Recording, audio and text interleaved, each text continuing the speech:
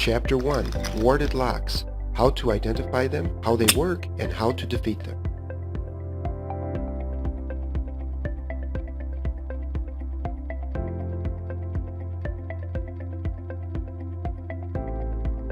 First, let's look at how to identify a warded lock. These are some example keyholes you might be familiar with. They are usually found on warded locks. Today, warded locks can be found on cheaper padlocks, furniture, handcuffs, luggage, and many other low security applications. When the keys are inserted into this type of lock, they will generally slide in and out with no resistance. Only when turning the key will you begin to feel any resistance. More importantly, there will be no pins or wafers when looking inside the keyhole. Now to get started, let's look at how a very simple lock design works. What you see is a deadbolt. This is the part that slides in and out of the door. This piece is the locking bolt. When it turns, it locks and unlocks the door. Finally, this is the keyhole where the key is inserted. This is a key for a warded lock. It can also open the simple lock that we just presented. At the tip of the key is the key's bit. It turns the locking bolt and unlocks the door. And these are protrusions. They do not unlock the door. They make it easier to turn the key, but are not essential. Keep in mind that any one or more of the protrusions could be the necessary bit, but you never know which one. Now let's make our simple lock into the warded lock. We simply achieve this by adding wards. The wards will allow the key with the right combination of protrusions to turn. Observe how the protrusions do not touch the wards. Today, warded locks are not nearly as common as their pin tumbler counterparts. They can, however, still be found everywhere, including your local hardware store. At first glance, they might even appear the same as pin tumbler padlocks, except for their lower price. One way to identify a warded padlock is by its distinctive keyhole. The keyhole is often made of a small, free-spinning disc with a jagged hole cut into it. This hole acts as a type of ward. Only a key with the appropriate profile and shape can pass through it.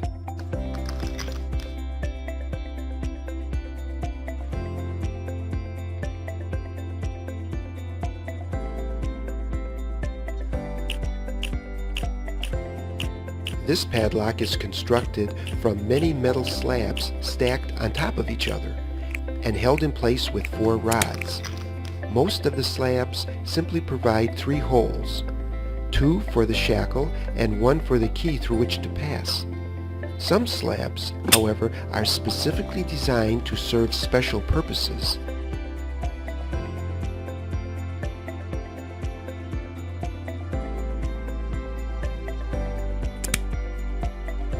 In this example, 2 of the slabs are special and provide the actual locking mechanism. These slabs act as wards. The key can easily pass through them as you insert it into the lock. But if you try to turn the key, the ward will prevent it from rotating, unless the key is cut thin enough at that point to rotate in the slot. For example, instead of a round keyway, some of the slabs have a flat slit that only allow the key to pass through but not turn. Each of them contains a piece of spring metal that rests in a notch in the shackle. As long as this small piece of metal is in the notch, the shackle cannot be raised and will remain in the lock. The key Our other tool simply bends this metal spring out of the way. Once it has cleared the notch, the shackle is free to leave the lock. It is important to note that this lock has two metal pieces locking the shackle in place, one on each side of the shackle. The lock will not open unless both metal pieces are moved out of the way at the same time.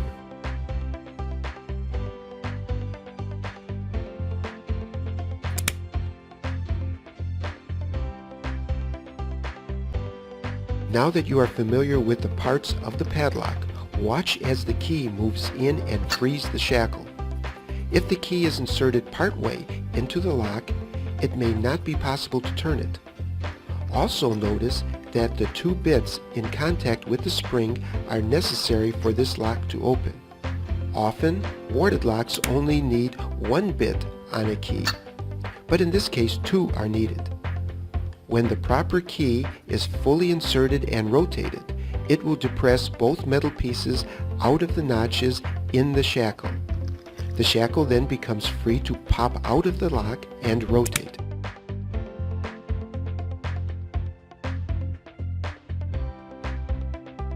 Picking warded locks is relatively quite simple.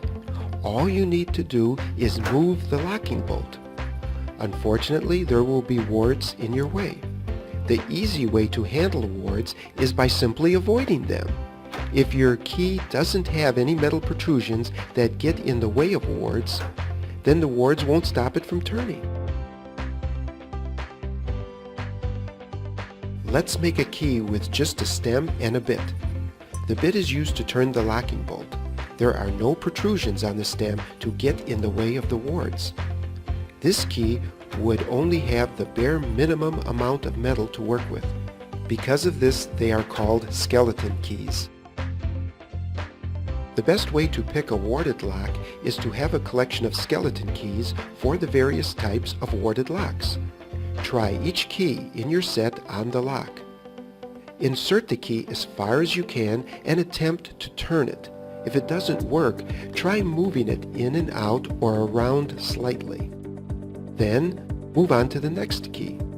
Depending on the type and shape of the warded lock, you will need an appropriate skeleton key. There are sets of common skeleton keys that locksmiths can use successfully in most situations. Often, nothing more than a simple bent wire or L-shaped tool is needed to manipulate the lock to open.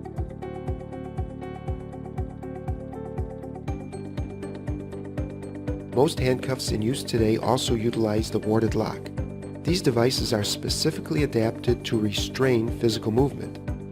Those handcuffs that get regular use must be durable as well as cost-effective. In normal use, the wrist clasp can simply be closed and ratcheted shut. Professional handcuffs also allow for double locking. This allows them to prevent further tightening. This helps diminish undue and unintended bruising on those who must wear them. It also makes the cuffs harder to shim open or pick. The key must first be rotated in one direction and then the other to completely open the cuffs. The first turn disables the double locking mechanism. The second turn disengages the ratcheting mechanism and allows the cuff to swivel out of the wrist clasp. Sometimes you will find that producing an actual key is useful. One method of doing this is called impressioning. First, you must find a suitable blank to substitute for the key. Actual blanks for many warded locks are uncommon, since these locks are considered too cheap to make duplicate keys for. A key for a different lock of the same type is often a great item with which to start. An appropriate blank must fulfill the following requirements. It must comfortably fit into the keyhole, but not scrape along the sides of the keyway, and be strong enough to turn the locking bolt, and be able to handle a good amount of force without breaking or bending. It should also be able to withstand the stress of grinding and filing. Any long, flat piece of metal will often suffice. A jigsaw blade can easily fulfill these requirements. They come in a variety of sizes, are strong, cheap, and easy to find. If you choose to work with a blade, it is a good idea to be safe and grind or file down the teeth of the blade. For a tool, files work great, are inexpensive and easy to find. A grinding wheel, however, will help your work proceed much quicker and easier. You can find these at most local hardware stores. A thinner cutting wheel will enable you to have more precise cuts. Once you have a good blank with which to start, you are ready to begin impressioning. You will need to put a coating on the blank that can easily be scratched off or marked on. A common way to achieve this coating is to hold the blank above a candle flame. The soot that rises in the smoke will cover the blank with a thin black coating, which can easily be scratched off.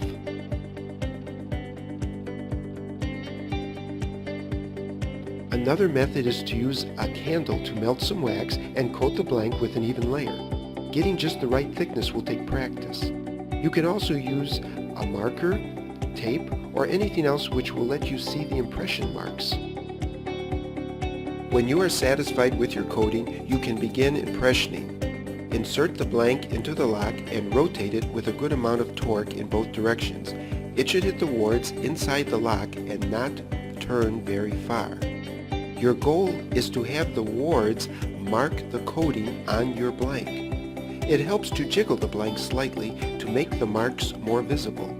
Now, gently pull the blade and observe the new markings left by the wards.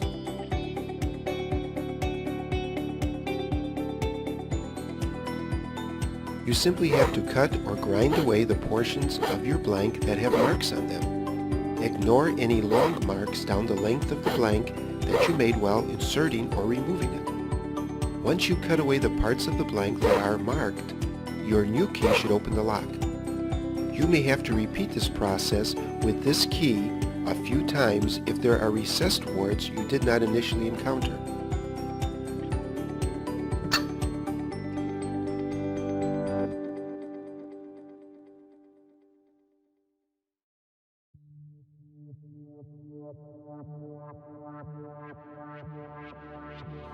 Chapter 2. Pin tumblers. Identifying them, how they work, plus the tools and skills you will need to defeat them.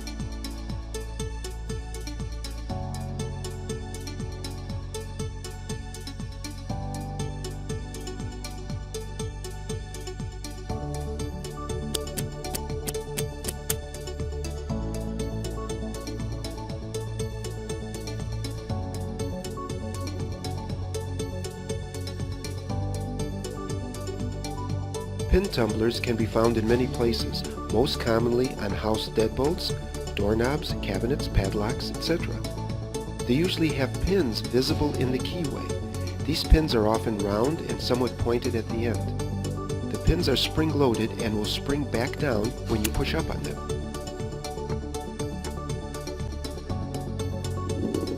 This is a plug.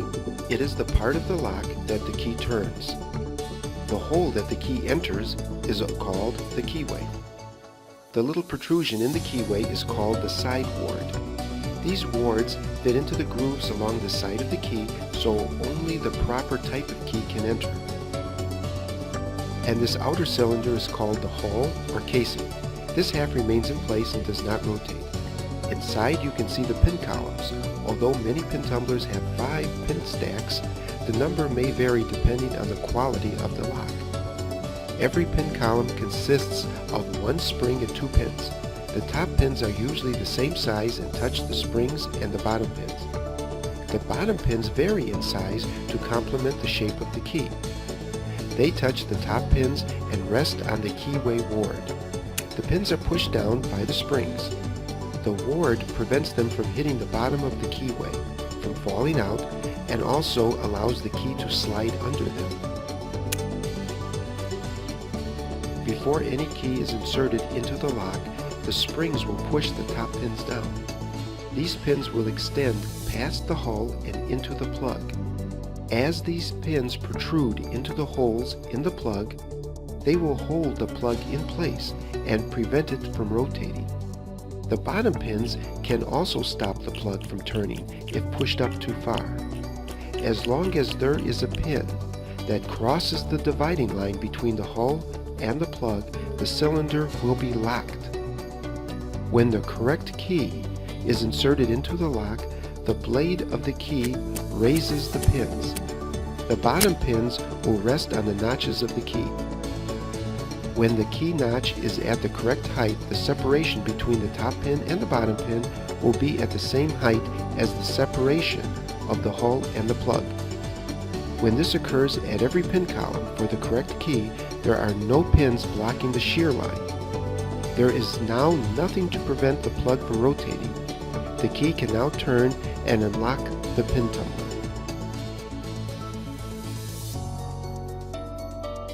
There are standard sets of tools that many locksmiths and security professionals use. By no means are you limited to just these professional tools. You can find many common objects that will work just as well for you, if not better. The hook pick is the standard tool for lockpicking. With these hook picks, you can feel each individual pin and lift them without disturbing its neighbors, or you can rake across all the pins. The half diamond picks are easy to insert, remove and rake over the pins. Use one of the appropriate size and shape so you can manipulate individual pins if needed, or easily rake over many pins if desired. The ball picks are very smooth for raking across pins and are especially useful for dealing with flat wafers. The double-sided picks are useful for double-sided locks, such as the double-sided wafer lock. We'll talk more about those later. Rakes of different shapes and sizes are often useful. Different tools work better for different locks. Lots of random household objects can be used. Use your imagination. The torque wrench is one of the most important tools. It is used not only to turn the plug, but also it is used to help you feel what is going on inside the lock. The smaller end is inserted into the keyhole, and you use the longer end to rotate the plug. Make sure you leave enough room in the keyway to insert your second tool.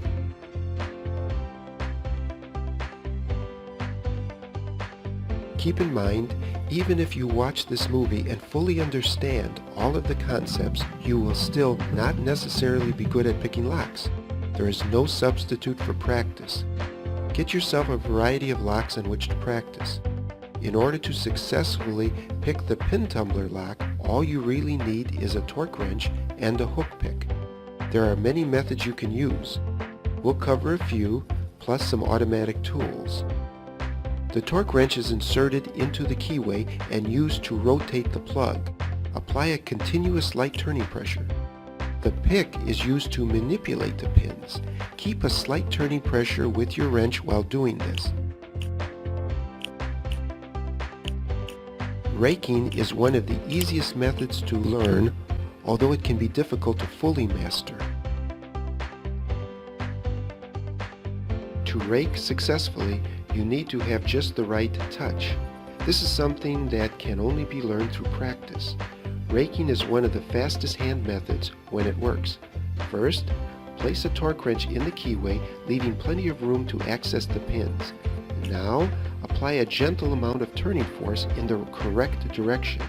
It is very important to apply the appropriate amount of force. Usually beginners tend to push too hard. Often just a light touch is needed. The idea is to simply take a raking pick and repetitively pull it across all the pins in such a fashion as to push the pins upward and unlock the pin tumbler. Make sure you apply a continuous gentle force to all of the pins as you rake them. Don't skip any. While this may sound too simple at first, it can work well if done properly. Your first pass will most likely not be successful. You must make many passes. With each pass of the pick, slightly increase the turning force on the torque wrench. As frustration sets in, people have a tendency to apply too much force. This won't work, it only leads to more frustration. Different rakes and styles of raking work better for different styles of locks. Experience and practice will show you which ones work best. Some require quick, light movements, while others take slow, stronger passes. Remember to use a variety of practice locks to get comfortable with various techniques. Another method you can use is to set each pin individually. You have to understand more about the inner workings of the lock, but the knowledge will help you greatly. As always, your goal is to clear the shear line of any obstructing pins so the plug may rotate. If locks were perfectly manufactured, it would be impossible to pick individual pins. But in the real world, locks have many imperfections and are built to affordable tolerances. The better the tolerances, the better the lock, the more it will cost. Metal pieces have to slide and rotate by each other, so there must be small gaps to make this motion possible. The first aspect we are going to look at is called binding. This occurs when the plug tries to rotate and crimps a pin against the hull, holding it in place. When this happens, you will no longer be able to rotate the plug, since the pin is being held in the way. The holes drilled in real locks will not line up in an exact line. Because of this, when you rotate the plug, one of the pins will bind first, while the others are left loose. Since each lock is different, each lock's pins will bind in a different order. If you rotate the plug in the other direction, the pins will bind in the opposite order. First, use your pick to determine which pin is binding the most. Then, push up on that pin until the top pin is completely inside the hull. The top pin that used to be crimped between the hull and the plug is now no longer in the way. So the plug will rotate slightly until it crimps another pin stack. You should be able to hear or feel this slight movement with your torque wrench. The top pin is now trapped and will rest on the top of the plug while the bottom pin is free to fall downward. This is called setting the pin. You are now ready to move on to the next pin column that is now binding. When you are pushing up on the pins, be careful to stop at just the right point when they set. If you push too far, the bottom pin will continue and move into the hull as well. The plug and hull will now bind the bottom pin, which will keep you from rotating the plug. You can tell if this happens when you remove your pick and the bottom pin neither springs down nor free falls down. Simply reduce the pressure on your torque wrench until the pin falls down. Several other pins you had previously set may also fall when doing this, so be careful. You can also try picking the pins in a different order to make things easier. Now it's your turn to start picking pin tumblers. First, insert a torque wrench into the keyway. Apply a gentle turning pressure with the turning tool. Again, the word gentle is emphasized. If too many pins bind, they will jam too tightly. If the pins that do bind are too difficult to push up, then you are turning too hard. When you become frustrated and tired, you will likely start turning harder. When this happens, take a break and recover. Well-machined locks and those made to tighter tolerances will require the use of more torque. Padlocks and some doorknobs also have to turn a spring-loaded locking bolt, so these require more torque. Experience will tell you how much torque to apply. When you pick padlocks, there is the additional skill of holding the lock in the same hand that you use to turn the wrench. With practice, you will learn which method suits you best. Try a variety of methods. Remember, this isn't always an exact science. While you are applying this gentle turning pressure, use the pick to feel the pins. Don't use your sight, just feel them. By knowing how they respond in various situations, you can create an internal map in your mind of what the lock looks like and the state of all the pins. Remember to visualize. This is a critical skill to learn. Just as many athletes try to visualize before a game what they will have to perform, so should you visualize yourself how you will pick the lock. Next, attempt to determine which pin is binding the most. Then, position your pick directly under it and use the tip of your pick to make contact with the bottom of the pin. Apply a small amount of force, pushing the pin upward in your attempt to push the top pin completely into the upper chamber of the lock. Be certain not to disturb the neighboring pins too much during this process. There are a variety of hook pick sizes that are better for different shaped locks. Also, you can use any other type of pick or rake that works well for you. Remember, the only rule is to use what works. When the top pin completely clears the shear line and enters the hull, you will have set the pin. This is also called breaking the pin.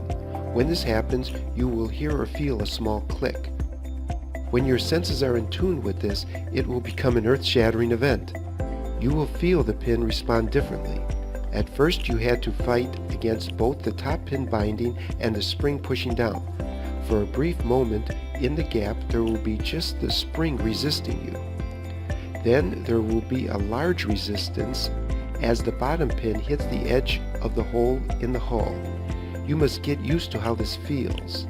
You will also feel the click in the hand that is holding the torque wrench. The wrench will give and the plug will rotate ever so slightly and then stop. Although you can feel this, you probably won't be able to see it. Treat the tools as extensions of your body. Don't trust your eyes. Use your other senses to experience the lock. After you have set the pin, lower your pick and make sure that the bottom pin falls down freely. If it stays up, then you have pushed the pin up too far. You can either relieve some tension from the wrench in order to let it drop or start over. If the spring pushes the pin down, then you haven't set it yet. Perhaps this pin isn't the one binding the most, or you didn't push up far enough, or you didn't apply enough torque to the wrench. When the last pin is set, the shear line will be clear with no obstructions, and the plug will be free to rotate. The lock is now open. The actual mechanics behind each lock that unlocks, freezes, or opens vary greatly. Padlocks usually have to actuate a spring-loaded locking bolt in order to release the shackle. This means that you will need to apply a little more torque to get them to open.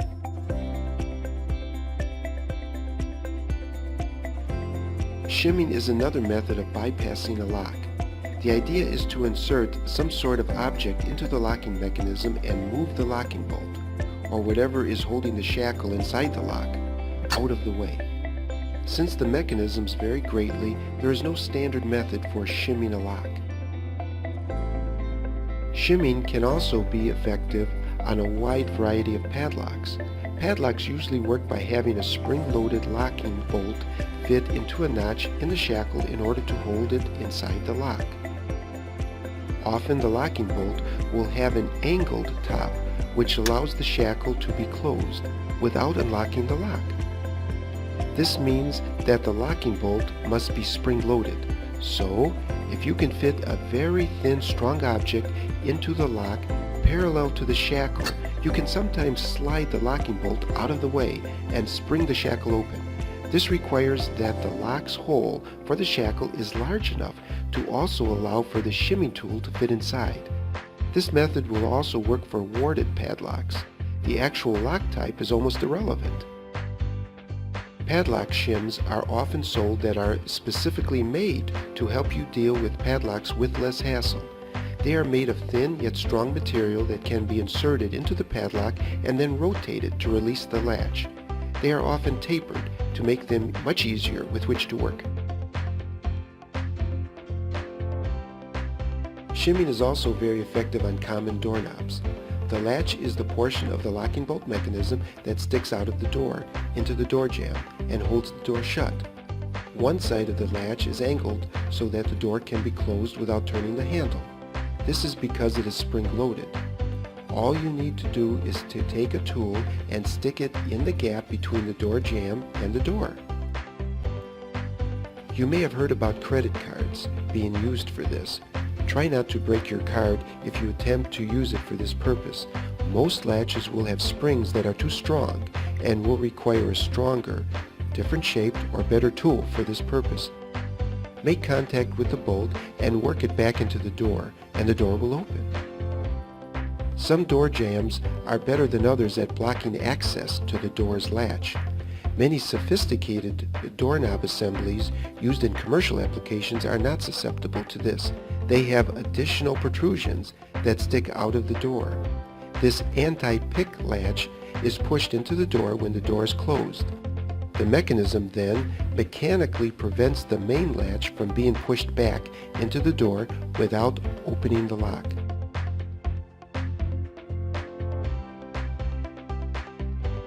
Sometimes you don't have to pick the lock at all in order to open it. You can merely bypass it. This is called bypass picking. It requires that the lock allows for it. Therefore, this method only works on lighter security locks that have an exposed locking bolt in the rear of the keyway or elsewhere. Many desks, cabinets, and a few padlocks are like this. The concept is simple. Insert your bypass pick all the way into the lock and ignore the pins or wafers completely. Attempt to move the locking bolt manually with your tool. Whatever the lock would have done if unlocked, you should try to do the same thing to the bolt. You may be able to move it out of the shackle or slot and allow the lock to open. It is a simple concept when you are lucky enough to have a lock that allows this.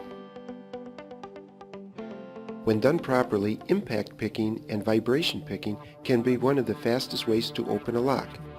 These methods are also beneficial because they require less skill. These methods work on most pin tumblers.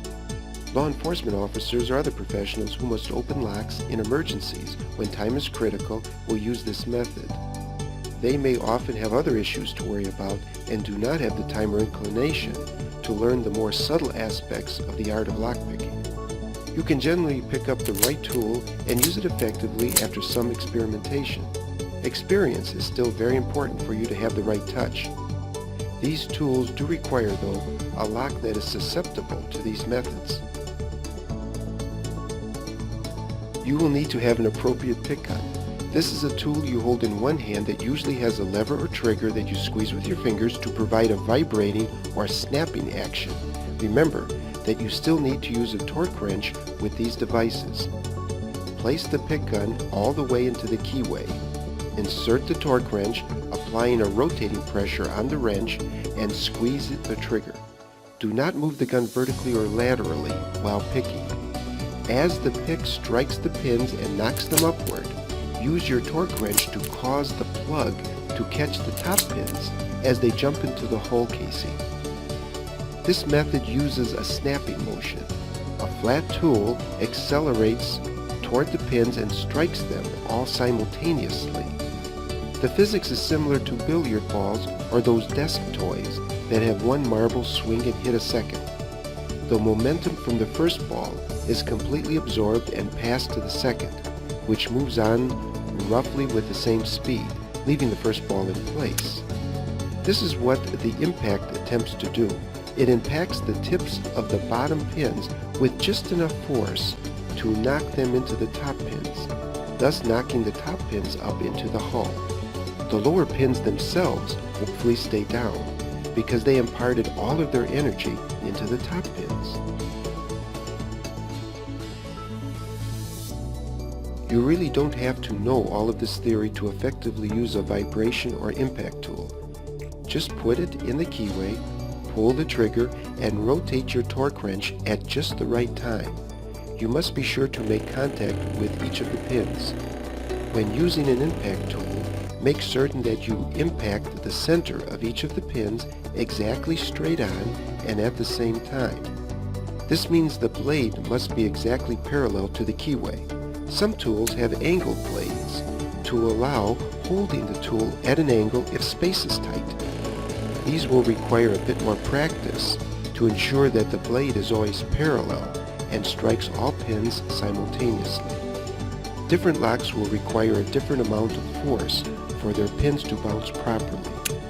The locks must also be in good working order.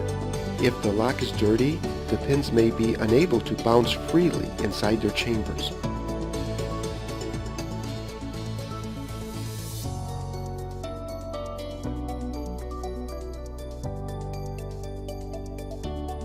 Chapter 3. Advanced Pin Tumblers, Rounded and Beveled, Master Keyed, and High Security Pins.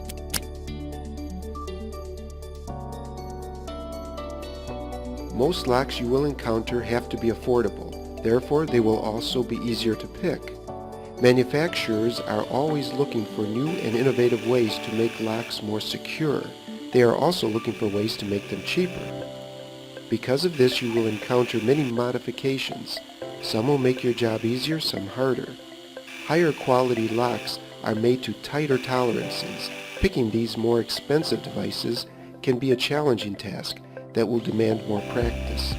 Advanced lockpicking is an art that requires you to be in tune with yourself and the lock to pick up minute movements in the lock.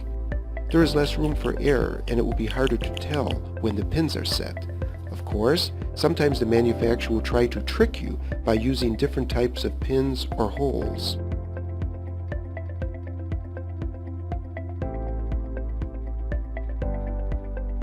The ends of the pins that meet at the shear line are usually mostly flat. The key must lift them to the correct height to allow the plug to turn. Sometimes, though, this is not the case. These ends can be rounded, either to account for lower tolerances or to portray a false set. That is, the plug can rotate slightly, giving the effect as if it were set, even though it is still jammed in place. Loosen your torque slightly and try to jiggle the pins into place.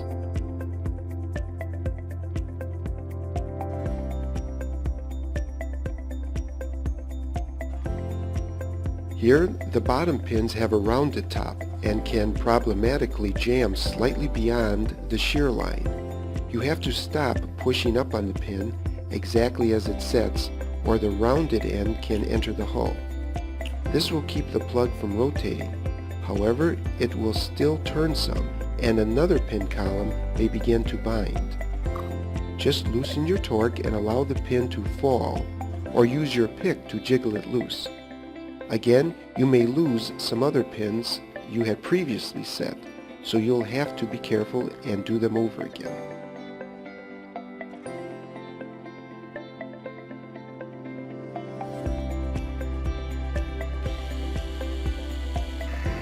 Beveled holes can cause a similar problem.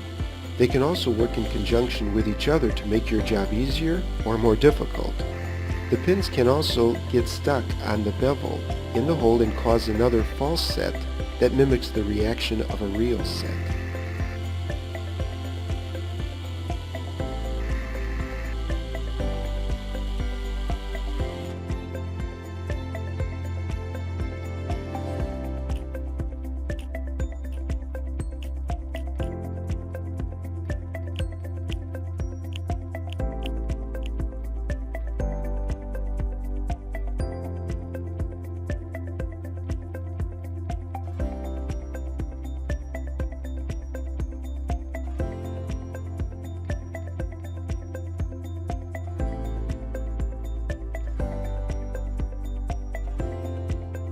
Here we can see the pins being raised and the top pin jamming on the hole's bevel. You may have to rake over the pins a few more times or pick some of the pins a few times in order to get a lock with beveled holes and rounded pins to open. Depending on the design though, your job could be easier and the pins could slide into place with less effort. Ultimately, your persistence will pay off.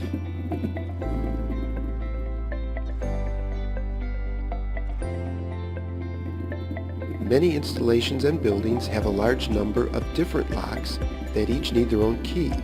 For example, each room in a hotel needs a different lock for each door.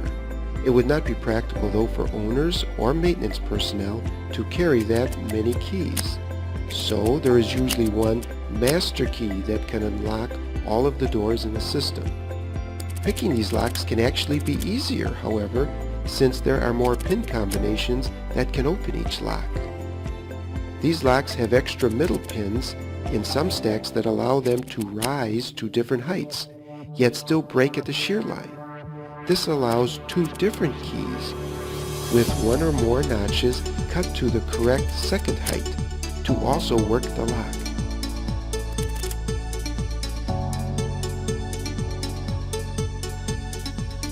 Usually the master key will lift the bottom pin to the shear line, while the user key lifts the middle pin to the shear line. This means the master key will have the shallower cut. Otherwise, someone could simply file down the correct notch on a user key to make a master key that could open all of the locks in the system.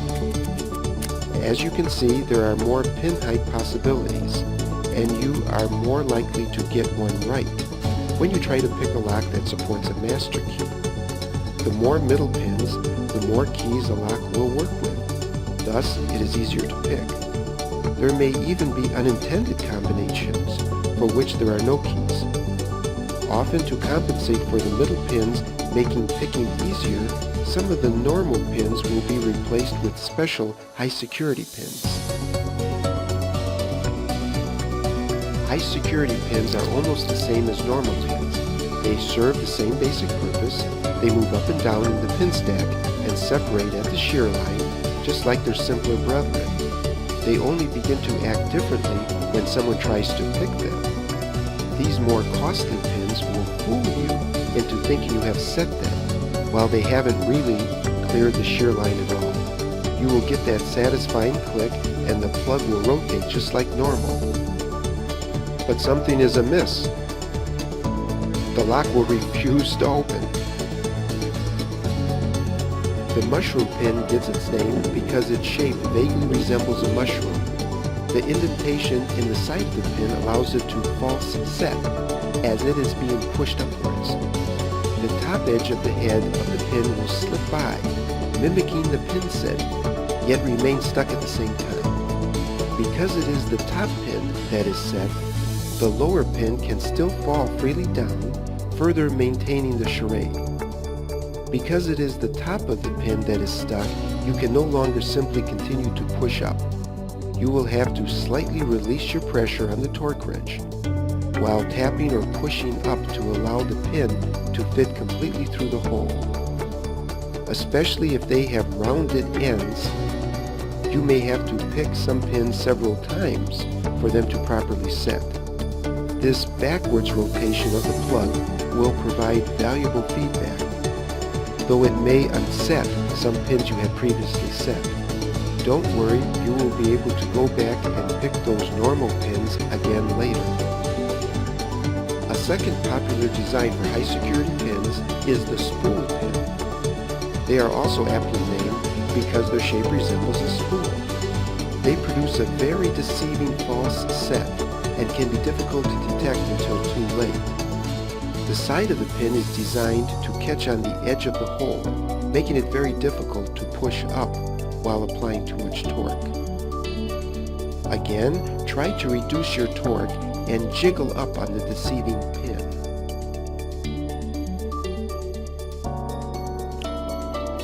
An important difference between opening a lock with a key and picking it is that torque must be applied to the plug while picking. A special pin design called a serrated pin exploits this fact to make picking incredibly difficult. The sides of the pin and hole have teeth and edges that catch on each other when torque is applied to the plug. This holds them in place and prevents you from pushing them upwards. Vibrational or impact methods may work better for these locks.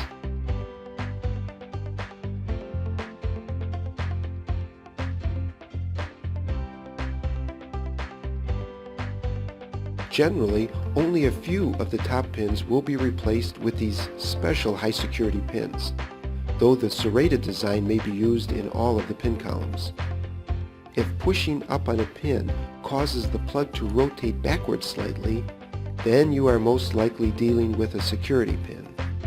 A light torque with a heavier picking force can be used, or you can switch to a high-speed raking, impact, or vibrational method. Security tumblers were once the exclusive domain of expensive, high-security cylinders. As time goes by, they are becoming more and more common. You are probably quite likely to experience them in your travels, but not on the common door lock yet.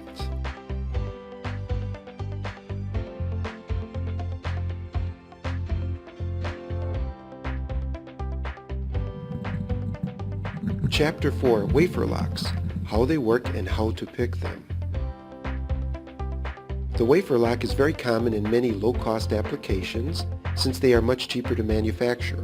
They can be found everywhere, including desks, filing cabinets, doors, windows, security boxes, etc.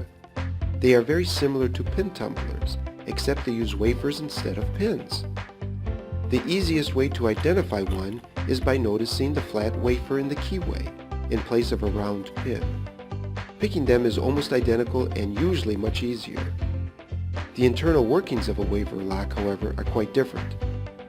Wafer locks work by utilizing wafers that rise or lower inside the plug. If they move too high or too low, they will protrude out of the plug, locking it in place and preventing it from rotating. The wafers are cut differently, so they have to be moved to a different height so that they protrude. With the correct key, the wafers will move to the correct height and nothing will protrude from the plug. It will be free to rotate. In an attempt to increase their security, manufacturers have developed the double-sided wafer lock. The wafers have alternating springs, so some will have to be pushed up, while others need to be pushed down. Their keys are quite distinguishable because they have notches on both sides and may be inserted in either direction. Here is where your set of double-sided picks will come in handy. You can push up on the top of the lock and then push down on the bottom of the lock without having to take out your pick and turn it over.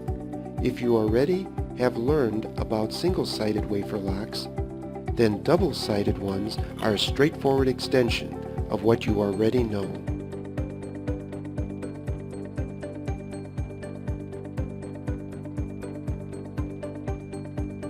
This special dual-pronged torque wrench, pictured here, is common in many kits and works great for double-sided locks, since you can insert your pick in the middle and easily access both the top and bottom of the wafers.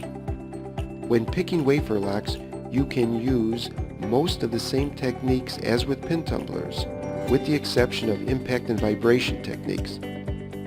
Due to their nature, some special tools were developed specifically for these locks. One such tool is the tryout key. A locksmith might have a large collection of such keys which more or less resemble actual keys. They vary in size and shape in the hope that if one doesn't work, the next one might. If lock tolerances are poor, tryout key makers can cut a notch between two depths, and it should work for both. In fact, before 1968, a set of only around 64 tryout keys could open any GM automotive lock. They're simple to use. Insert the key, jiggle it around slightly, and work it in and out while trying to turn the lock. If it doesn't work, move on to the next key. With just the right touch, with cheaper locks, and with luck, you can be very successful with this method. With experience, you will find wafer locks are usually easier to pick than their pin tumbler equivalents. What will help you most though is practice. In time you will be able to pick or bypass most common locks that are encountered in everyday life. Remember to keep practicing to build your skills. Lockpicking is an art that you can develop over time. Also be sure to follow all applicable laws for your area regarding the possession and use of lockpicks and lockpicking tools. One of the best ways to learn this art is to apprentice with an experienced locksmith. You will learn there is a lot more to being a locksmith than just picking locks.